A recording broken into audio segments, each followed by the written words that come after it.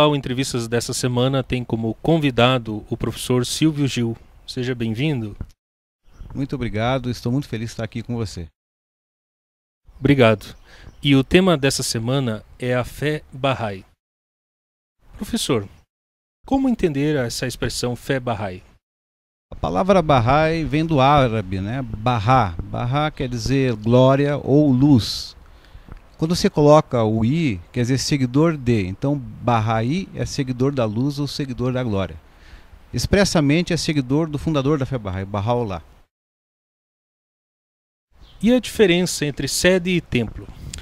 Nós estamos aqui numa sede Bahá'í ou centro Bahá'í, né? O termo em árabe é Hazel Roots, né? Que é uma sede administrativa onde funciona a administração Bahá'í, onde os Bahá'ís fazem as suas reuniões regulares, né?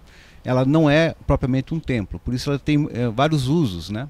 E portanto não existe uma regra específica para você entrar dentro do Hazel Roots, né? Não existe nenhum tipo de ritual, nada disso. Mas os templos já é diferente. O templo, nós temos praticamente um templo em cada continente, e esses templos você tem algumas regras que são importantes você respeitar. Uma delas é que, claro, tem que tirar os sapatos, né? Isso é muito comum nas religiões, que é considerado um lugar sagrado. Se deve fazer as orações sempre em silêncio, sem nenhum tipo de ritual. E é admitido música vocal, mas não instrumentos, né? Então o templo é um lugar de meditação que as pessoas de várias religiões costumam frequentar os templos Bahá'ís. O templo Bahá'í não é para os Bahá'ís, é para a humanidade.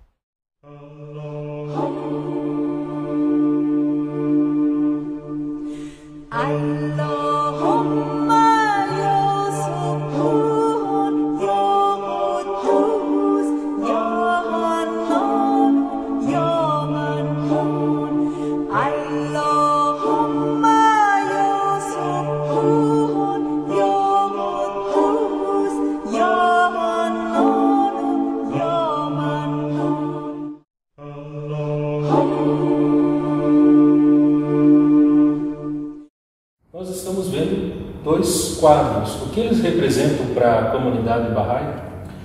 Este primeiro quadro é o quadro do Santuário do Bábio, que fica em Haifa, Israel, no Monte Carmelo. Aí está as cinzas dos restos mortais do Bábio, que foi o precursor da fé Bahá'í, o primeiro profeta da fé Bahá'í, digamos assim. Esse é um lugar considerado sagrado para os Bahá'ís. Os Bahá'ís costumam peregrinar a Haifa e fazer orações dentro deste santuário, né? Existe uma epístola de visitação, que a gente chama, que os peregrinos fazem dentro do santuário em honra ao Bábio. Também está no mesmo recinto os restos mortais de Abdu'l-Bahá, filho de Bahá'u'lláh, que é o fundador da fé Bahá'í e centro do convênio de Bahá'u'lláh. Também um outro santuário que existe, que não está representado neste quadro, mas que existe, é o santuário de Bahá'u'lláh, que fica numa cidade próxima a Haifa, que chama-se Akka. E lá está o santuário que é o mais sagrado dos Bahá'ís, que é o santuário de Bahá'u'lláh. E o outro? O outro quadro é o quadro de Abdu'l-Bahá. Aqui é uma foto dele quando ele tinha aproximadamente 24 a 26 anos. Abdu'l-Bahá é o filho primogênito de Bahá'u'lláh, o filho mais velho, né? E foi designado por Bahá'u'lláh como seu sucessor, no sentido que ele é o centro do convênio de Bahá'u'lláh e o único intérprete autorizado das escrituras do pai dele, de Bahá'u'lláh. Os Bahá'ís seguem então as interpretações que Abdu'l-Bahá fez das escrituras de Bahá'u'lláh. Ele, um dos títulos que ele tem também é o Mistério de Deus, porque é um papel que na história da religião não me parece ter semelhantes, né? Embora você tenha entre os muçulmanos o Imam Ali, né, como sucessor, e talvez no cristianismo Pedro, né? Então Abdu'l-Bahá ocupa um papel muito importante. E então esse é retrato quando ele estava jovem. Ele foi preso com o pai dele com essa idade, depois ele saiu com muita idade, muito mais velho, da prisão. Falando propriamente de livros, existe um livro que seja considerado sagrado pelos Bahá'ís? Todas as escrituras de Bahá'u'lláh, e as escrituras de Bahá'u'lláh basicamente foram, os Baha'is acreditam que foram reveladas por ele, né, e algumas até escritas do próprio punho dele, são consideradas sagradas. Também são considerados sagrados os escritos do Bab, que foi o seu precursor e também o fundador de uma religião também independente chamada Fé Babi. Também são considerados sagrados os escritos de Abdu'l-Bahá, propriamente as suas epístolas, né? Eu estou aqui em mãos com o livro mais sagrado da Fé Bahá'í, chama-se o Kitab Aqdas. Em árabe quer dizer o livro mais sagrado. É o livro das leis de Bahá'u'lláh. Esse livro contém as diretrizes do que os Baha'is acreditam seja o projeto de uma civilização mundial, né? E tem as leis de fórum pessoal que os Baha'is devem praticar, e tem recomendações também sob o ponto de vista de leis a nível social, né? Não é um mero código de leis, né? É um livro que tem um conteúdo também de caráter místico e religioso, né? E ele basicamente está como o principal, a pedra angular de toda a revelação Bahá'í. Outros livros que Bahá'u'lláh também revelou são importantes. Tem alguns de caráter mais místico, outros de caráter mais moral. O de caráter moral, basicamente, é a chamada Palavras Ocultas. É um livro que foi revelado metade em árabe, metade em persa. E é um livro, a primeira parte árabe, essencialmente moral. A parte persa, essencialmente mística. Outro livro também muito místico de Bahá'u'lláh é chamado Os Sete Vales. Os Sete Vales tem a ver um pouco com as crenças de grupos místicos islâmicos, que são os sufis. Então, é uma resposta a algumas questões relacionadas às crenças também que esses místicos tinham. Outro livro que os Baha'is consideram muito importante, que Bahá'u'lláh revelou antes da declaração pública dele como o fundador da Fé Bahá'í, chama-se Kitab Iqan, quer dizer o livro da certeza. Nesse livro, ele fala de um conceito fundamental da Fé Bahá'í, que é a revelação progressiva. É onde ele institui que todas as religiões provêm de um único Deus e que são etapas para que o homem se desenvolva aqui nesse planeta. Então, nesse livro, ele faz exatamente essa afirmação. Inclusive, ele coloca os fundadores das grandes religiões mundiais no mesmo patamar. Não existe um melhor do que o outro, mas cada um cumpriu o seu papel dentro de um determinado contexto histórico e geográfico. Aproveitando para perguntar, esse livro aqui, ele tem alguma história curiosa? Como que é o enredo dele, no caso, né? Chegou um período da história de Bahá'u'lláh. Bahá'u'lláh estava exilado da sua terra natal e já estava preso na cidade de Aca, né? Naquela época, no século XIX, a Palestina toda estava sob o controle do Império Turco-Otomano. Então ele era um prisioneiro do Império Turco. E toda a cidade de Aca era uma cidade de prisão, uma cidade murada, né, que foi construída pelos cruzados, né? E os prisioneiros políticos e outros prisioneiros eram todos colocados lá pelo sultão da Turquia. Nesse período, ele sai de uma masmorra que ele estava preso e vai para uma casa dentro da cidade, ainda como prisioneiro.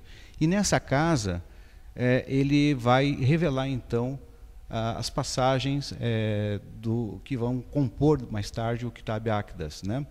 Ele diz que ele costumava caminhar pelos corredores da casa, chamada Casa de Abud, e lá ele entoava os versos enquanto os seus secretários copilavam.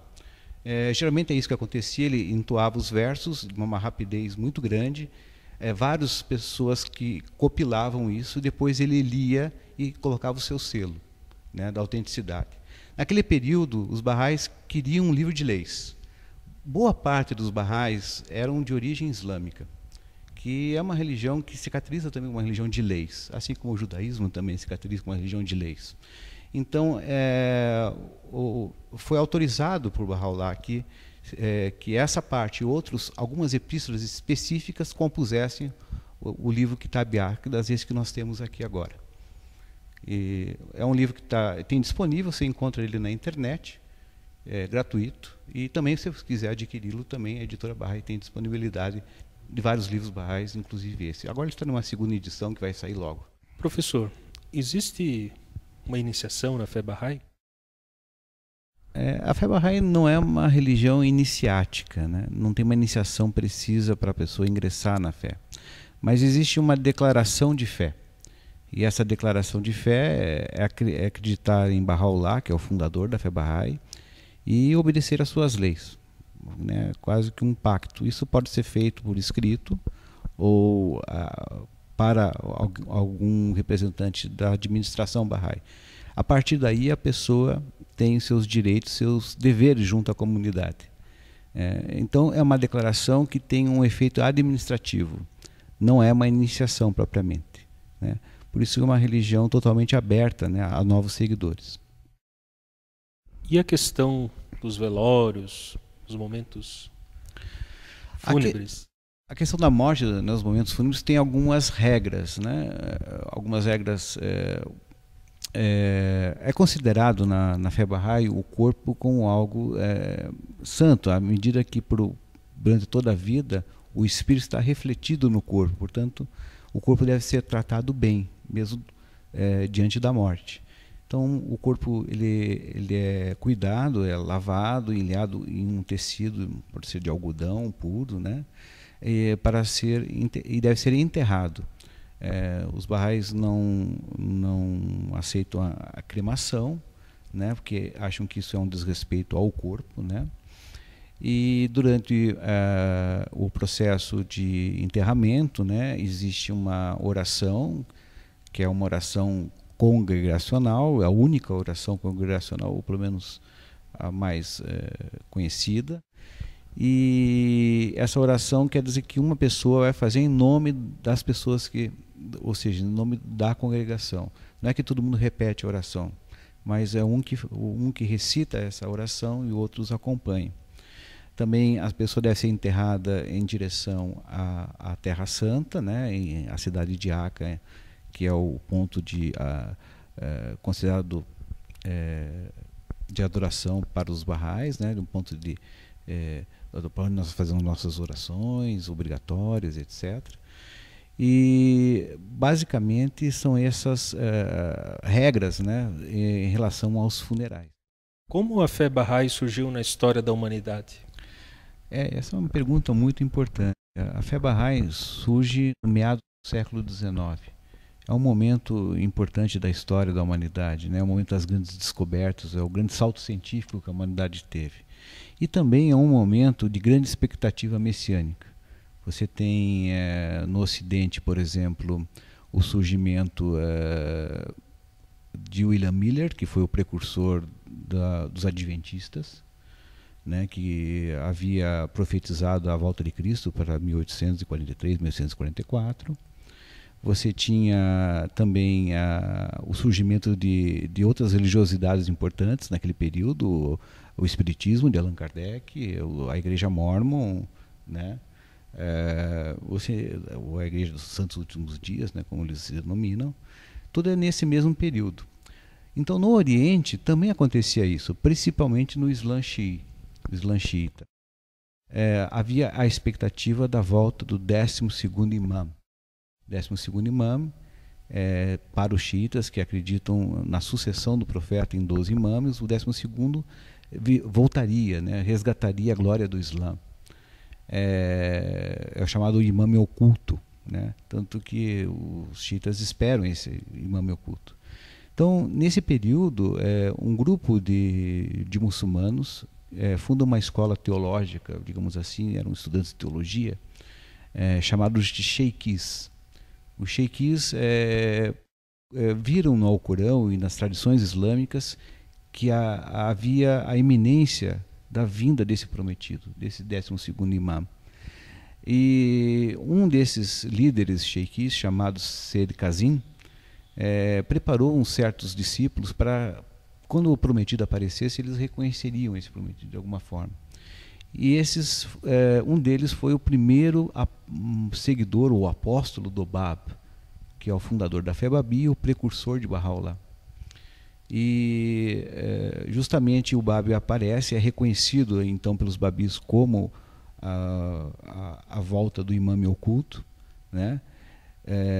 E ele prepara na crença dos Baha'is a vinda e a proclamação de Baha'u'lláh, que é o fundador da fé Baha'i, porque o Babi sempre dizia que ele veio preparar a vinda daquele que Deus tornaria manifesto. Então Baha'u'lláh, num primeiro momento ele era Babi, ou seja, seguidor do Babi, e ele desponta então como este prometido pelo Babi. E aí a fé Bahá'í nasce no Oriente, né, no atual Irã, na Pérsia, atual Irã, que estava sob influência do Império Turco Otomano na época. Rapidamente os babis crescem muito naquela região, insuflando a animosidade dos clérigos muçulmanos e do governo da Pérsia. Os babis são muitos deles mortos, e muitos presos, e os que sobrevivem são exilados. Nesse exílio dos babis, Baha'u'lláh também é exilado. E ele é exilado para Bagdá, né, já no Iraque. E em Bagdá ele declara ser o prometido pelo Babi e também pelas religiões que vieram antes dele. E essa declaração pública de Baha'u'lláh causa uma comoção na comunidade Babi e ele novamente é exilado, né, pelo governo do local e pelo sultão da Turquia, até ao seu último exílio na cidade de Aca, em Israel. Lá ele vai morrer enquanto prisioneiro, né? Só mais tarde, muito mais tarde, quando há uma revolução chamada Revolução dos Jovens Turcos na Turquia, é que os prisioneiros políticos do Império Otomano são soltos. Nisso o filho dele, porque na época você prendia a família inteira, né? Eram pessoas, a esposa e os filhos. Um deles morre na prisão, mas o filho mais velho, Abdul-Bahá, sobrevive, que se torna o seu sucessor, o centro do seu convênio, em testamento, e ele vai para o Ocidente. Primeiro para a Europa, depois para os Estados Unidos. E nos Estados Unidos ele marca muito a presença e logo nesse período começa a surgir, a desenvolver a comunidade Bahá'í na América. Então deixa de ser uma religião, digamos, estritamente do ambiente oriental e passa a ser uma religião universal. Posterior a Abdul-Bahá, ele deixa como guardião da fé Bahá'í e também aquele que lideraria a comunidade, o seu neto, Shoghi Effendi. E depois de Shoghi Effendi, a fé Bahá'í não é mais administrada por líderes, né? Ela tem uma administração eleita, cujo órgão supremo, que está em Haifa, é a Casa Universal de Justiça, que são 9 pessoas eleitas a cada 5 anos, que fazem toda a administração da fé Bahá'í no mundo. A partir daí, então, a fé Bahá'í se torna realmente uma religião que já está presente em 192 países, né? Então, a motivação Bahá'í é uma religião universal. Portanto, a palavra-chave da fé Bahá'í, se eu pudesse sintetizar a fé Bahá'í em uma única palavra, seria unidade. A fé Bahá'í proclama a unidade do gênero humano, a abolição dos preconceitos de raça, de cor e de credo, promove a unidade das religiões, à medida que os Baha'ís acreditam que as religiões do passado provêm desse mesmo Deus, e, portanto, os Baha'ís têm no seu espírito fundador, né, através das palavras de Baha'u'lláh, já o diálogo com as outras religiões, a proximidade com as outras religiões. E também proclama a igualdade de direitos entre homens e mulheres. Isso é uma coisa muito importante e até inusitada, vindo de onde veio. Era o Irã do século XIX, né? Uma das apóstolas do Babi, Tahirih, retirou o véu naquele período, mostrando a emancipação da mulher. Baha'u'lláh concordou com ela, quer dizer, agraciou ela com esse título, Tahirih, que quer dizer a pura. E a comunidade Bahá'í defende a igualdade de direitos e oportunidades entre homens e mulheres. E isso é manifesto na própria administração da comunidade Bahá'í. E assim a comunidade se desenvolve, né? A comunidade entende que os Baha'ís provê uma estrutura justa e, digamos assim, uma estrutura social que possa servir de modelo para a humanidade do futuro, E a própria administração Bahá'í e as comunidades Bahá'ís no mundo inteiro são um microcosmos dessa civilização mundial que Baha'u'lláh veio inaugurar. Então, a fé Bahá'í é herdeira, digamos assim, das religiões ditas semitas, né, de certa maneira, né, e ao mesmo tempo que reconhece a veracidade das religiões do Extremo Oriente, como o budismo, como o hinduísmo. Portanto, ela realmente levanta esse estandarte da universalidade, da unidade do gênero humano e das religiões, estabelecendo assim um ponto de convergência também no diálogo interreligioso. E a questão da vivência em comunidade e particular? O calendário Bahá'í é dividido em 19 meses com 19 dias.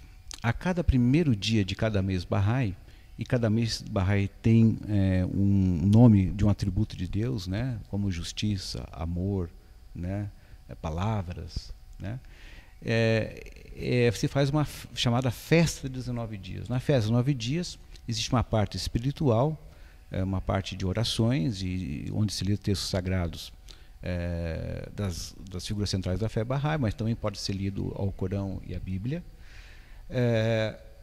E também uma segunda parte, a comunidade consulta, né, sobre os assuntos de interesse da fé Bahá'í. Então, qualquer Bahá'í tem a liberdade de manifestar sua opinião e sugerir para a sua assembleia, né, que são os 9 pessoas que são eleitas a cada ano para administrar a fé Bahá'í a nível local. E é uma parte, então, administrativa, onde os Bahá'ís participam da administração da fé Bahá'í diretamente. Depois tem uma parte social, onde as pessoas se confraternizam, né? E essa é uma das facetas da dinâmica da vida comunitária Bahá'í. Também os Bahá'ís atualmente mantêm reuniões devocionais, puramente devocionais, onde se faz orações e lê escrituras. Basicamente, são reuniões que são feitas não só na sede Bahá'í, né, mas também na casa de Bahá'ís. Também mantém um instituto de capacitação, onde as pessoas vão se aprofundar nos ensinamentos da fé, o chamado Instituto Bahá'í, né? O método desse instituto é círculos de estudo, então não existe um professor, mas uma pessoa que ocupa um lugar de facilitar, digamos assim, a discussão a partir de um material já pré-estabelecido. Nesse instituto se assemelha, de certa maneira, um pouco com o método de Paulo Freire, por exemplo, né? Onde pessoas de várias classes sociais, de vários níveis de conhecimento, formam grupos de estudo integrados, né? Não são separados por hierarquia de conhecimento, nada disso. E também os Bahá'ís se dedicam muito a ensinar suas crianças e as demais crianças e os seus jovens, né? Nos princípios fundamentais da fé. Essa é uma espécie de confirmação das pessoas na própria fé, mas o intuito é o serviço, que é o serviço que é voluntário. Não existe um clero na fé Bahá'í e não existe também profissionais da fé, né? São sempre um trabalho voluntário. E esse instituto capacita as pessoas a poder desenvolver esses trabalhos sociais e os trabalhos religiosos que a fé Bahá'í faz no mundo inteiro. Então, muito obrigado pela sua entrevista. Muito obrigado. Foi um prazer falar com vocês. Espero ter outras oportunidades.